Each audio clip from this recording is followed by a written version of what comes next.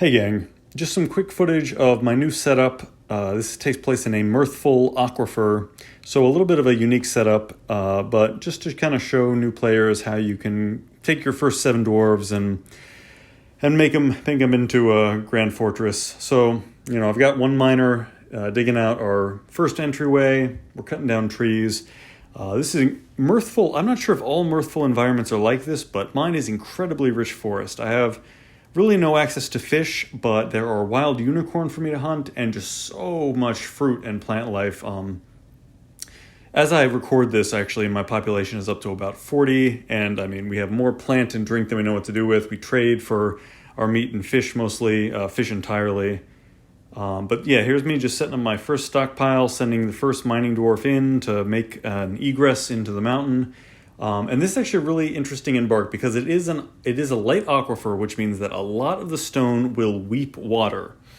And that's been some interesting challenges. So I don't have a river. So what I've actually done is adapted this aquifer scenario to make my waterfall. So I have one room that fills with water from the water leaking stone, and then I just pull a floodgate, and that produces the waterfall that makes all my dwarves happy. We won't get into that here. Again, this is just the basic setup. These are our first 7 dwarves. 3 are happy, 4 are basically satisfied. We're building this first room and setting our first zones, our first stockpiles. This zone I'm setting up right here is for my manager. That's one of the first things you're going to want to do, because then you can set work orders. And there you go. I'm saving it as manager online.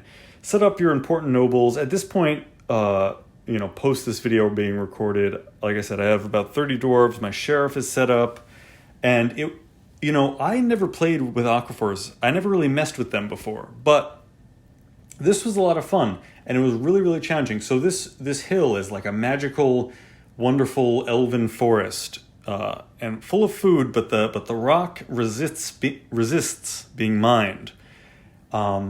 And so what I ended up doing was actually sending a second team down to the very bottom of the hill on my embarkment and probing around in there. And for a while, I had 2 kind of probationary mini fortresses. And eventually I managed to snake through the aquifer and actually connect those 2. And again, since then, I'll show you in the next video, but I have a working waterfall purely from the aquifer. The aquifer works for me now.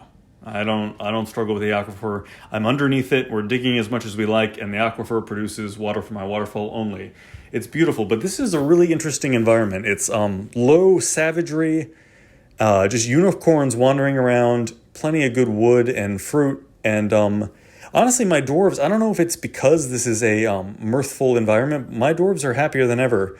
I think I might have planned this one a little bit better. Okay, so in the last video, several people noticed that I make my stockpiles in a very disorganized way, which really bothers more organized people.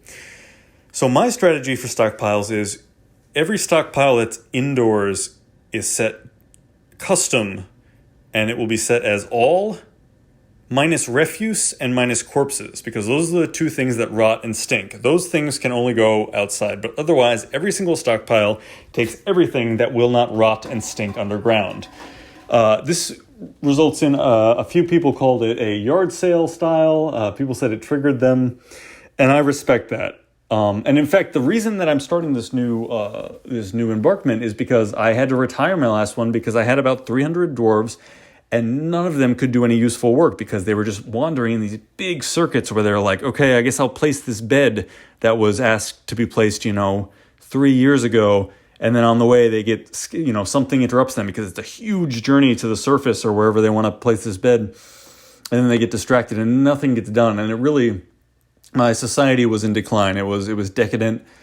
And so I retired it. And I started this new one, and I'm going to try to be more meaningful and organized with this one. But that being said, I am still using my old stockpile system. So, best of luck in that not bothering you. What else? Okay, so this was me testing the aquifer, and probing aquifers is actually pretty fun because you have to do it in a kind of methodical way. You don't want to flood things, but it's good practice to think about. What are we doing here? We are digging, and you can see the water filling up from the aquifer behind it. And I say this as aquifers are different than I remember. Oh, yeah, so, I mean, I experimented with it a little bit, but this, at least light aquifers, are pretty well balanced, and you can manage them. Smoothing stone will make them stop weeping, leaking water. Actually, in this fortress, I ended up just getting my miner out of there. I let that fill with water, and yeah, I only did... So the nice thing about Dwarf Fortress is, it'll stop and it'll double check with you anytime that there's a damp stone. So, there's no wrong way. You just have to try to find a way down. And I do eventually. I get under this aquifer, under this hill, and now my fortress is really, really cool because all the dwarves are happy. They live in this wonderful, mirthful environment, and there's 2 entrances, one at the top, one at the bottom of the mountain.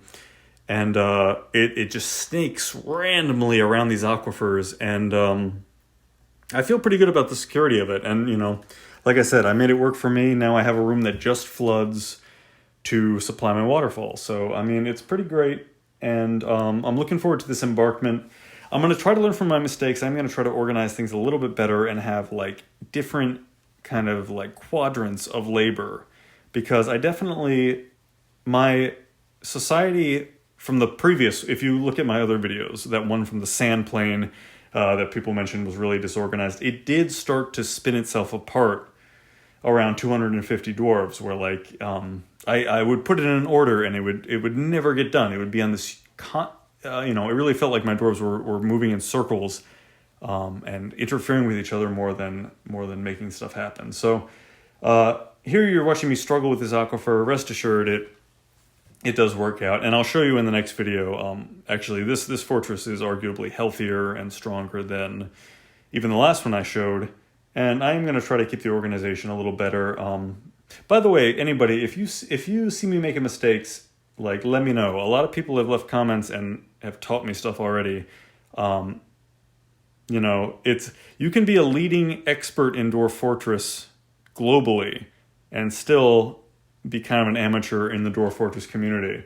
It's that special kind of deep skill set. So definitely, I've actually, I've been enjoying from the community. A few other people have made summaries of what different metals do and how to smelt, and that's been really useful. I hope everybody's having fun. If you're getting frustrated with Dwarf Fortress, they dropped, for the Steam version, they dropped losing is fun, but that used to be the motto. Deep lore. Losing is fun used to be the motto, so, I hope everybody's having fun with it and not getting too stressed. It is just a wild adventure every time I boot up, and I'm still really loving it. So, thank you. Hey, thanks to everybody who subscribed. Looks like my video's ending. But thank you so much to my subscribers, supporters, commenters who teach me stuff and who keep me motivated to make these. Thank you guys so much. And yeah, I'll show you this fortress next time. It's going great. Aquifers are no big thing. I don't know, this is a light aquifer, but light aquifers are no big thing. I'll catch you guys next time. All right, good night.